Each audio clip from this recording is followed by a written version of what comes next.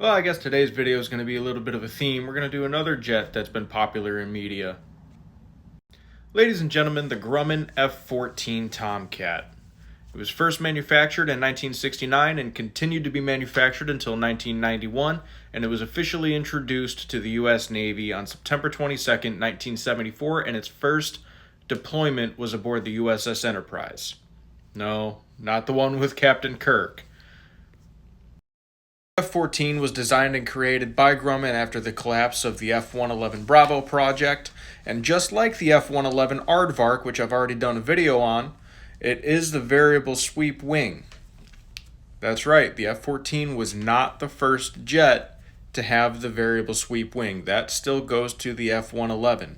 However, it still does have a titanium wing box to help keep those wings attached to the plane while pulling heavy G's up to about 7 G's, which is a ton of pressure. Booster flares! No, no, no! Now, during its lifetime of being manufactured, again from 1969 to 1991, there would be about 700 of these, a little over 700 of these manufactured. And you can see here in the variable sweep, so that's at full speed or full throttle. Anything above, I believe, 600 miles an hour, it would sweep those wings back so that it could continue a linear flight path at full speed. Think the throttles? Coming around. Ugh.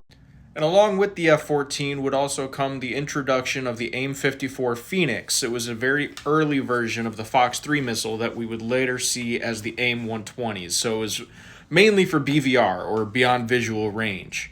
And it did have a longer range than the AIM-7 Sparrows, which, depending on the deployment, the F-14 would also carry. So the F-14 could carry AIM-7 Sparrows, AIM-9 Sidewinders, and the AIM-54 Phoenix. It would just depend on what they wanted to run at what particular time for that mission. Now, officially, it's been retired by the Navy since September 22nd, 2006, so it was in service for about 32 years. However, the Iranian Air Force still does use F-14 Tomcats. They are getting phased out because of the lack of spare parts and the difficulty to maintain and the cost of maintenance. Past that, there's really nothing else. Other than Top Gun, that's the last you'll ever see of the F-14 in the air. And that is your brief history for today.